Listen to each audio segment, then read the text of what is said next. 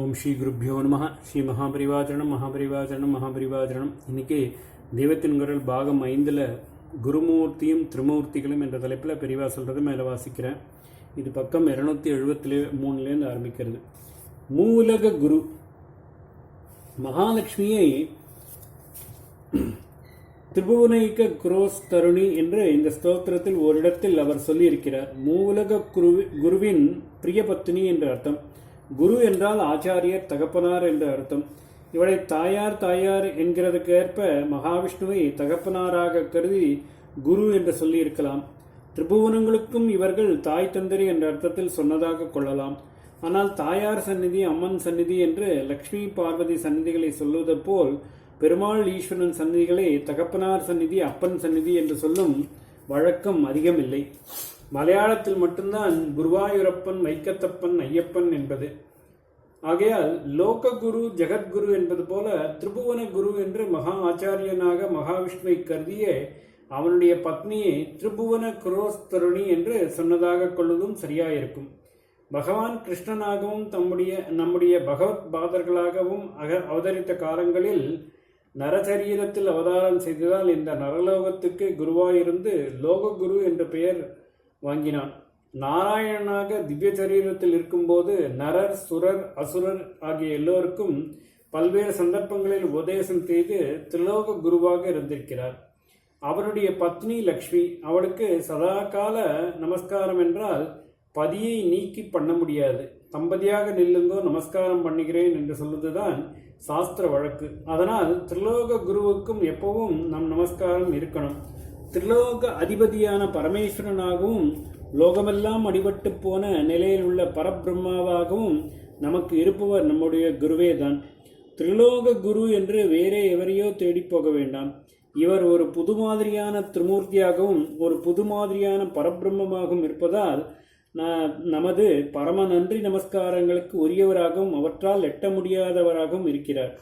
ஆனபடியால் நமஸ்தே நமஸ்தே நமஸ்தே நமோஸ்து என்று அநேக ஸ்தோத்திரங்களில் வருவது போல அவருக்கு வந்தனம் செய்து கொண்டிருப்போம்.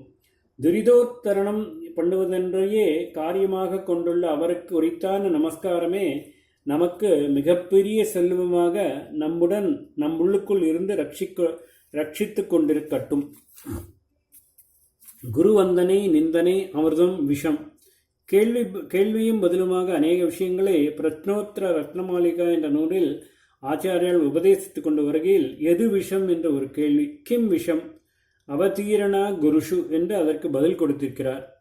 குருவிடத்தில் அவமரியாதை காட்டுவதுதான் விஷம் என்ற அர்த்தம். அவதீரணா என்றால் அவமரியாதை.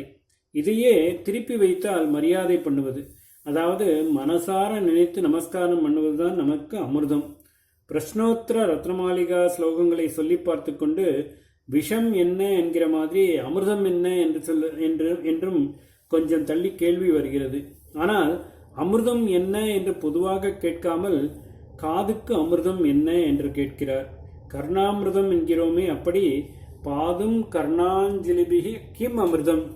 கர்ணாஞ்சலிபிகி அதாவது காது மடல்களால் பாதும் குடிப்பதற்கு கிம் அமிர்தம், எது அமிர்தம்?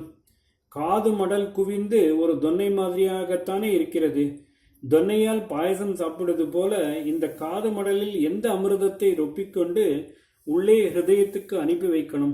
இப்படி கேட்டுவிட்டு பதிலாக சதுபதேசக என்கிறார். குரு அளிக்கும் நல்ல உபதேசம்தான் அப்படிப்பட்ட அமிர்தம் என்கிறார்.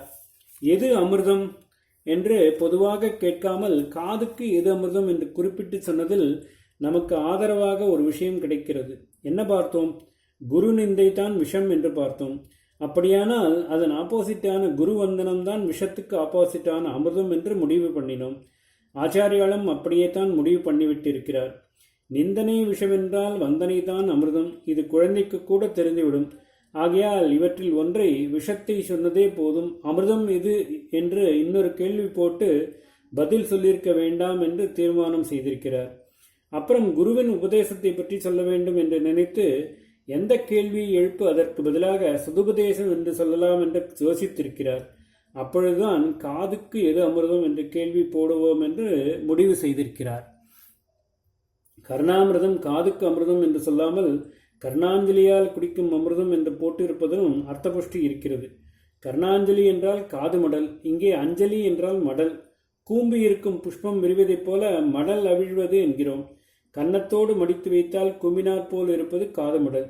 அதை அவிழ்த்து இப்பொழுது நமக்கிருக்கிறது போல விட்டுவிட்டால் மடல் மலர்ந்து சத்தங்களை வாங்கிக் கொள்கிறது. அதனால்தான் கர்ணாஞ்சலி என்பது. அஞ்சலி என்று சொன்னால் பொது அர்த்தம் நமஸ்காரம் தானே. புஷ்பம் கூம்பி குவிந்த மாதிரி மனசு குவிந்து பக்தி செய்யும் போது அதற்கு அடையாளமாக கை குவித்து கை கூப்பி என்றே வழக்கில் சொல்கிறபடி நமஸ்காரம் செய்கிறோம். அப்பொழுது கையின் ஷேப் கூம்பின புஷ்பம் மாதிரி இருக்கிறது. அமிர்தம் என்றால் அது குருவந்தனம்தான். விஷம் குரு நிந்தனை என்றால் வேறு விதமாக இருக்க முடியாது. அதனால்தான் காதுக்கு அமிர்தம் என்று பாகுபடுத்தி சொல்கிறார் என்று பார்த்தோம். அதையும் இன்னும் நயமாக கொண்டு போய் கர்ண அஞ்சலிக்கு அமிர்தம் என்று சொல்லியிருப்பதில் அஞ்சலி என்ற வார்த்தையையும் போட்டு நமஸ்காரம்தான் அமிர்தம் என்பதை நன்றாகவே உறுதிப்படுத்திவிட்டார் என்று தோன்றுகிறது. நமஸ்காரமாகிய அஞ்சலியே பொதுவாக உயிருக்கு அமிர்தம். கர்ணாஞ்சலிக்கு அமிர்தமாயிருப்பது குரு அருளுகிற சதுபதேசம் என்று ஆச்சாரியால் காட்டியிருப்பதாக தெரிந்து கொள்கிறோம். ஓம் ஸ்ரீ குருப்பியோ நமः. ஸ்ரீ மகாபரிவாதனம் மகாபரிவாதனம் மகாபரிவாதனம்.